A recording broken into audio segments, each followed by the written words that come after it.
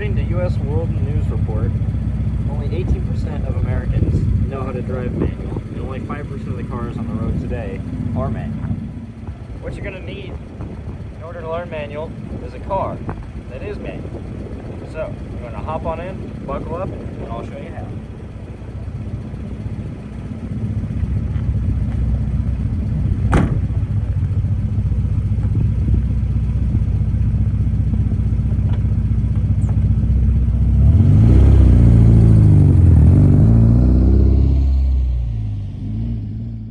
In a manual transmission car, instead of the normal park, reverse, neutral, and drive, you have neutral, first, second, third, fourth, fifth, and finally reverse. There are multiple variations of manual transmissions. Sometimes you only have 3 gears, first, second, third, and reverse. Sometimes you will have 4, with first, second, third, and fourth. And sometimes you'll even have a 6-speed where it's first, second, third, fourth, fifth, sixth, and then reverse would be all the way to the right and down or all the way to the left and up. In a car with a manual transmission, you'll have 3 pedals instead of just 2. The first one on the right is gas, just like a normal automatic car, and then the middle one is brake, and then the left one is the clutch. In order to start a manual transmission car, you want to put it in neutral, put your left foot all the way down on the clutch, and start the car.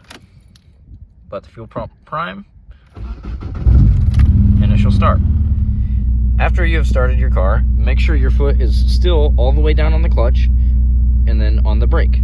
From there, you can release the e-brake or the handbrake and put it left and up into first gear. Anytime the car is going in or out of a gear, you're going to want to have the clutch all the way to the floor. To learn where to start in first gear, you don't even need gas. You can just slowly release the clutch and then you'll start to feel the engagement point. And then whenever the car starts to bog down, that's whenever you push the clutch back in, and that's how you learn the engagement point. It'll be trial and error for the first couple times until you get it. If you let off the clutch too fast, the car will jump and then die, which will turn off. And I'll show you this example now. I'm not going to use any throttle. I'm just going to let off the clutch super fast, and the car dies.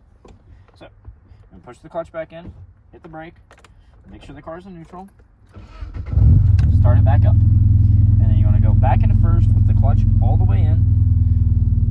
And then you're going to, if you go too slow without adding throttle, the car will slowly creep forward and then die.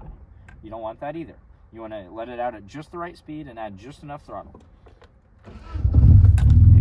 If you add too much throttle, the car will either lurch or do a burnout, which will be, if you give too much throttle, you drop the clutch, you'll hear the tires spin, which you do not want that.